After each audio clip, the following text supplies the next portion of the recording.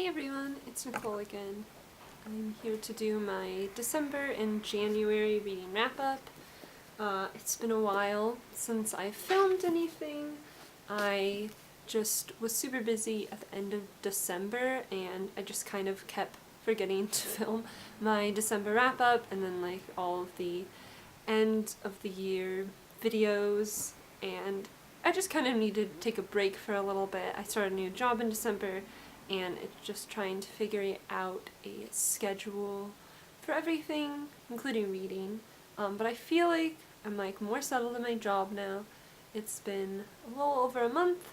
I'm getting used to things, so I thought it time to jump back into making booktube videos because I still wanted to do it even though I was gone for like a while. So hopefully you still want to see more of me. Sorry for the lighting. It is very dark. It is storming here in LA, and that's why I'm wearing just a bunch of sweatshirts because it was like a lake outside because LA does not have the infrastructure for rain and the whole city just falls into chaos every time it rains. But anyways, we're just going to talk about all the books I read in December, which wasn't that many, and then the books I read in January. I might still do some 2018 end of the year videos. We'll see how I feel, and I might do a readathon next month. I'm just trying to like ease myself back into things, but I've been reading a lot more this month.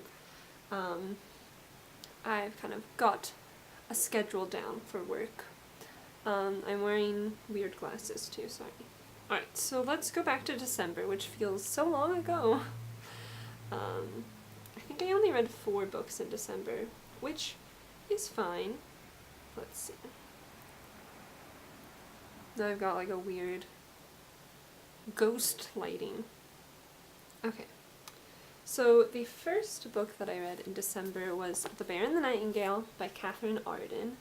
I've had this book for a while now. I think I got it for Christmas 2017, so it had been like a year, and I wanted to read it because it was like set in Russia and the snow and it was like getting cold, so it felt like it would be a good time to read this.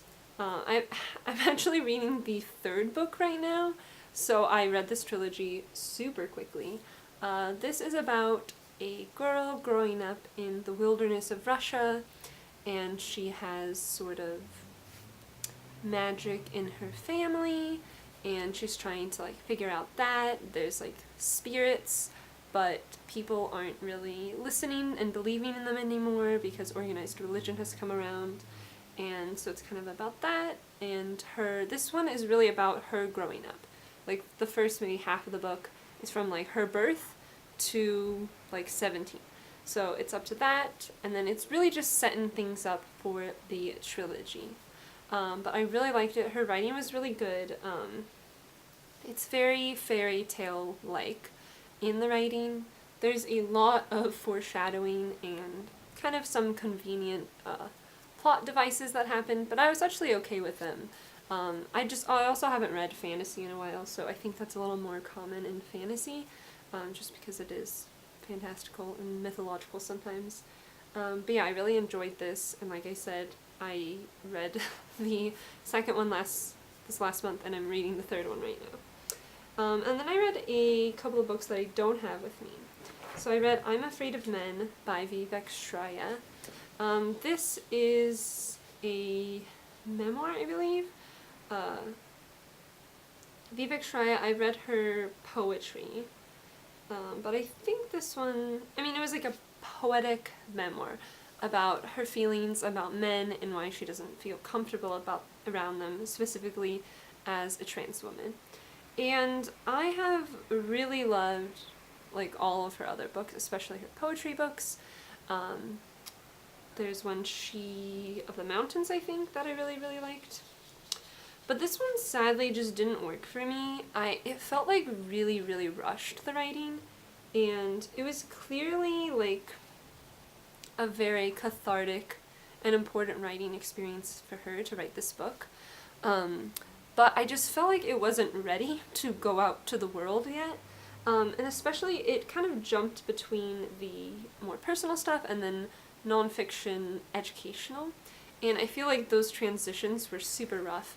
And I was more interested in reading the personal stuff because the nonfiction educational elements I feel like weren't as new and interesting to me.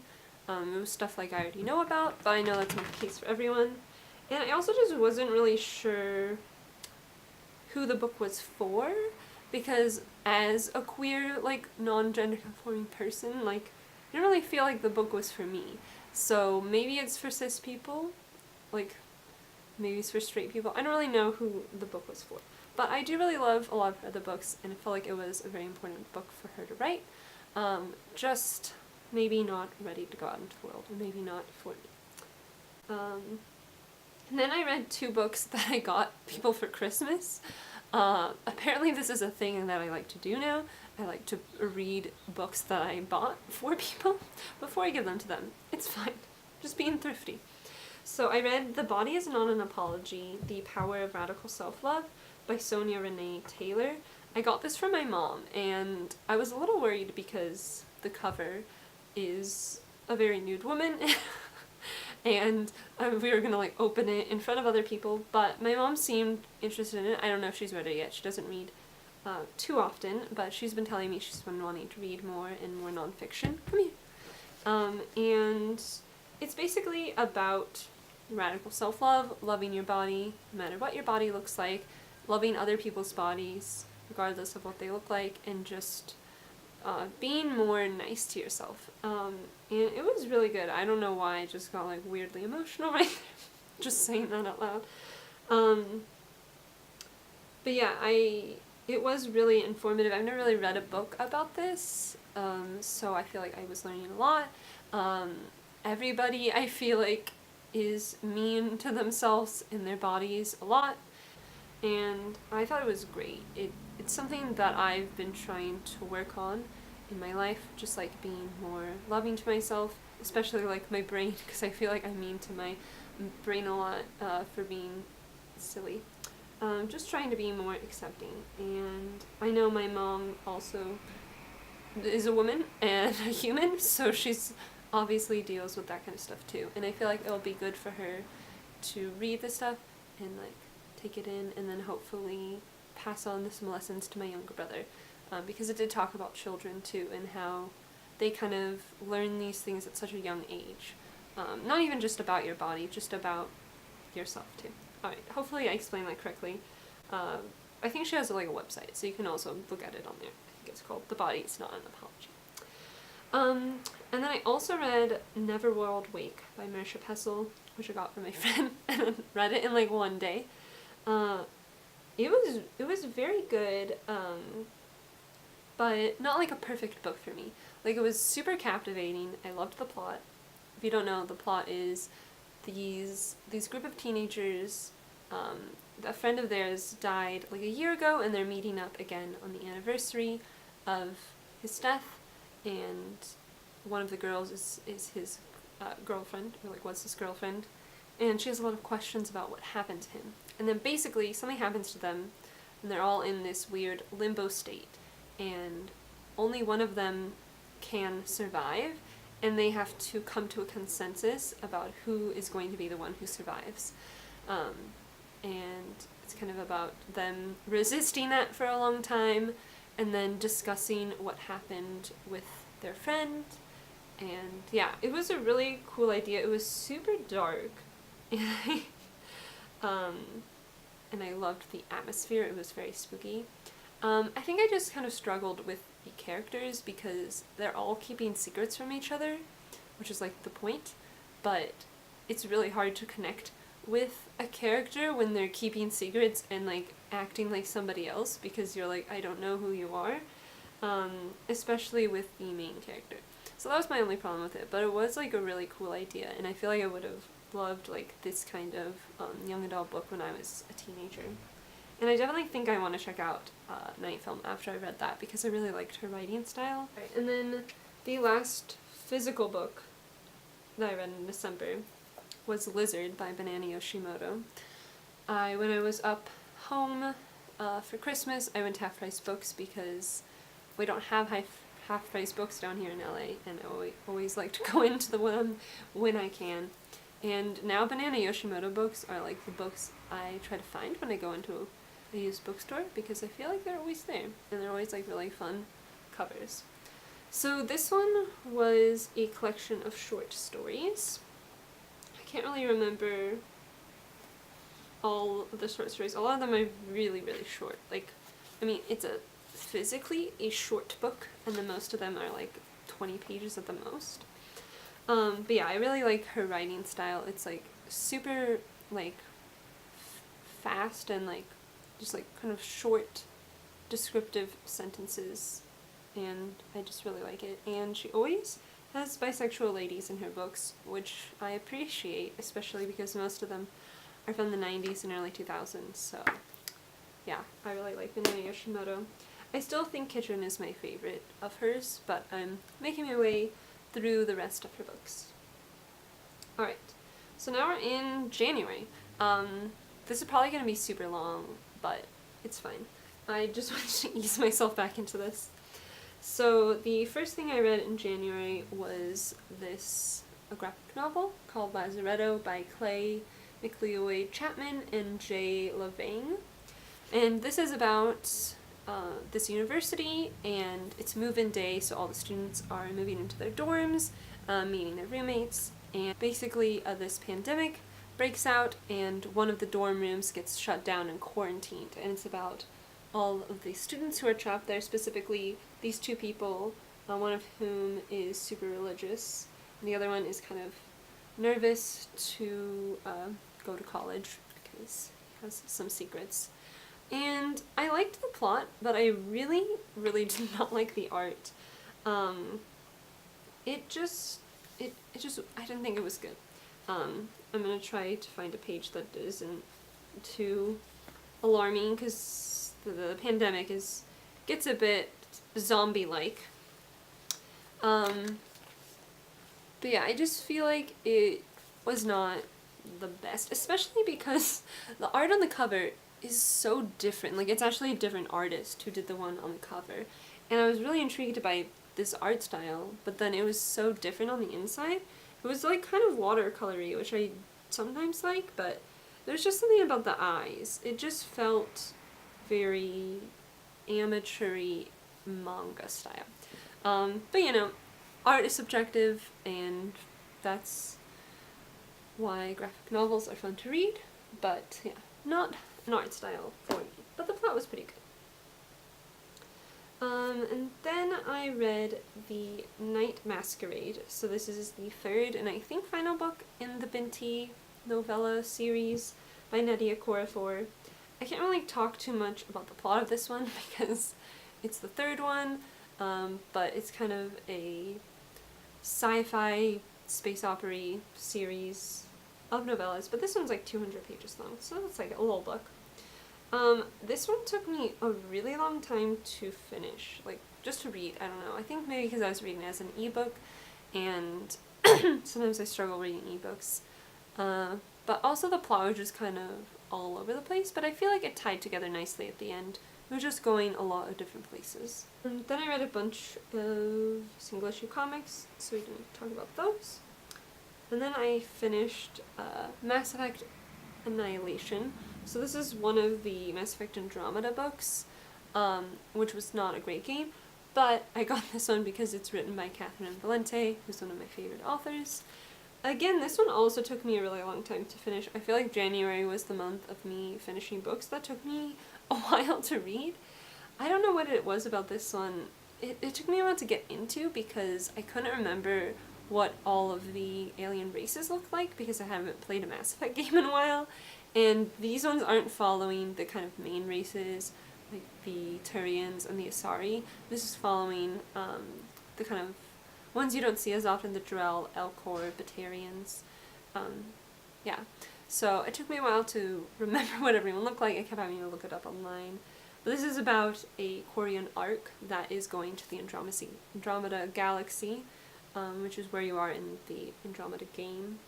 And everyone is in cryopods, but then this sort of disease breaks out and people are like dying in the cryopods, but the ship like isn't recognizing that they're not alive anymore. So it's basically like a detective story where this group of people are trying to figure out what is going on, and it was pretty good. Definitely not her best work, but I'm sure it was really fun to write a Mass Effect book because she seemed like she also loved to play Mass Effect. Alright, and then I read another book that I got for somebody and then decided to read, and it was called I Moved to Los Angeles to Work in Animation by Natalie Nurigat. I mostly got this because Christine works for the Animation Guild, and there's like lots of references to the Animation Guild in here because she's like trying to work in animation. But it's about this girl who draws comics in Portland, and then she decides she wants to move down to LA and get a job working in animation as a storyboard artist. And it's really more of like a how-to guide. There's a lot of like helpful tips on doing that, like moving to LA, getting a job, finding an apartment, and stuff like that. So I feel like it would be really helpful if you wanted to do work in animation. That's not what I want to do, but it was still interesting to read about. The one thing I didn't like was because she kept shitting on the LA public transit system, and I was getting very annoyed at that because I ride the train every day, and it's very reliable, and I know a lot of people who take public transit. It's very normal here, and the public transit system is very good, and I don't like when people make fun of it. It depends where you live, but you could get around. She just kept saying how bad it was, and how it's impossible to take the train anywhere, and it's like, girl, that's not true at all, you should try it. But anyway, that's something I didn't like, but I also have a lot of strong opinions about public transit, so talk to me about trains. Alright, and then the next thing I read was a manga, which, like, I haven't read a manga in so long. It's been a long time. But I got Dead Demons Destruction, Volume 1, by Inio Asano. This is a book I've been seeing around, and I've been wanting to read it, and I finally just picked it up at my comic book store because I went in there to get something, and they didn't have it, and then I had already gone there, so I was like, I should just get something, so I decided to get this.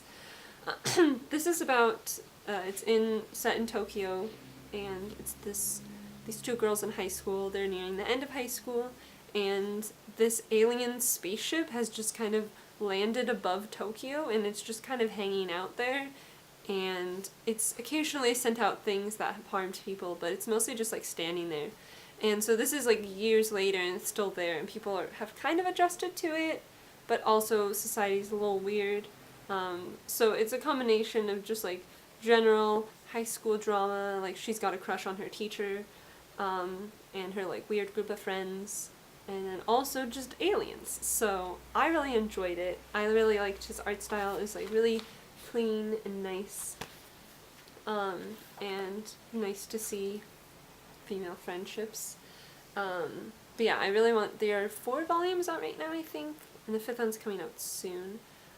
So I want to get the rest of them because I really liked this, and I haven't read a manga in so long. I actually don't own any manga at all. I think I got rid of mine. Except maybe, I mean, Scott Pilgrim looks like a manga, but it's English. Alright. And then the next 2 books I read were 10th of December by George Saunders, which this is Christine's book, and came out in like 2013. So I've been wanting to read this for like 6 years. It's kind of crazy.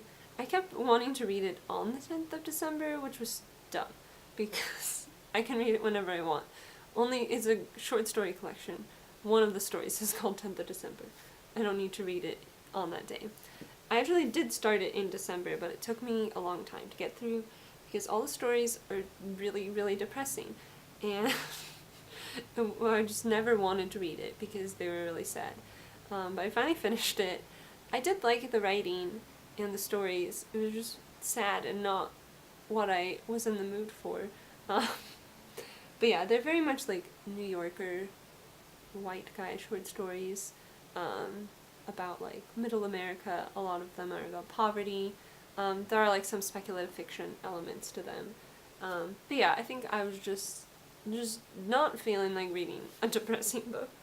But if you want depressing short stories, it's good. I also have Lincoln in the Bardo, so I really want to read that because I didn't know that was his first novel.